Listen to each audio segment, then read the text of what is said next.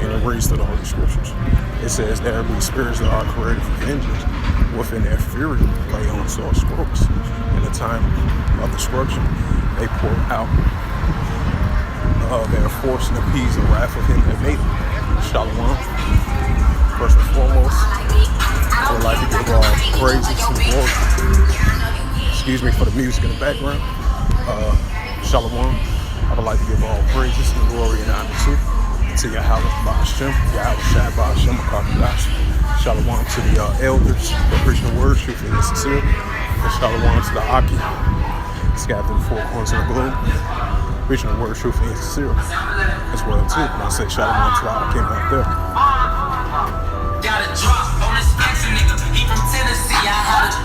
And this is Salaki for the music once again. So, you know, the title of this lesson is Ecclesiasticus 39 verse 28, which is the book of Sirach, chapter 39 verse 28 of the apocryphal books of the Holy Scriptures, as it reads. Right, so we're going to see a lot of spirits created for vengeance in the latter days, especially what we've been seeing taking place over here in Babylon. You know, especially with the incident happened down there in Texas. Late last night around like 12 noon before it hit July the 4th. You know, I believe it's like 3 people were killed, 8 injured, and the recent incident that happened over there in Philadelphia, like 4 people were killed, 4 were injured, and I believe the death toll went up to 5 people were killed and 4 were injured. You know, and those are prime examples of spirits created for vengeance, and that's what we've been seeing taking place within the last 24 hours or 12 hours or so, you know, as we was entering the 4th of July, you know, especially with the judgment took place last year, and we're seeing increasing judgment taking place this year. So those are prime examples of spirits that are created for vengeance. Those spirits created for vengeance by Yahweh Shemel Shai, you know. And you go into the Isaiah 45 and verse 7, you know. So that shows you the Heavenly Father, He creates the good and evil. He's in control in both, you know. And this is Isaiah chapter 45 and verse 7, and it reads through the Holy Scriptures. I form the light, I create darkness, I make peace and create evil. I, the Lord, does all these things, right? So that shows you a prime example of the Heavenly Father is in control of everything, you know.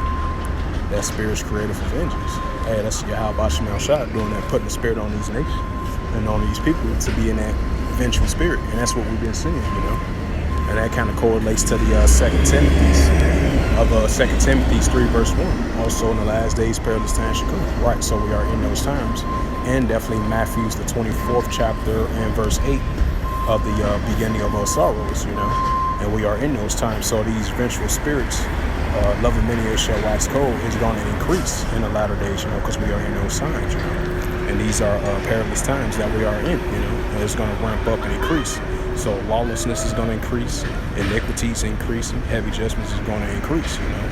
Even though we're so used and accustomed of seeing these things over here in Babylon and around the world as well too, but it's going to continue to increase, you know.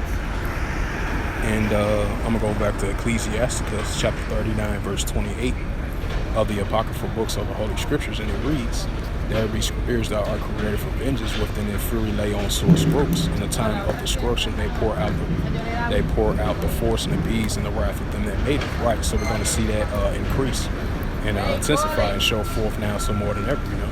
So with that, this was just a sit-down lesson that I wanted to bring out, the Ecclesiasticus, the 39 verse 28, which is in the apocryphal books of Sirach, 39 verse 28. You know, spirits created for vengeance, you know, and we're going to see that ramp up and increase in the latter days, you know. So with that, hopefully this lesson was edifying. I would like to give all praises and glory and honor to Yahweh Ba'ashem, Yahweh Shai Ba'ashem, Makar Kadash.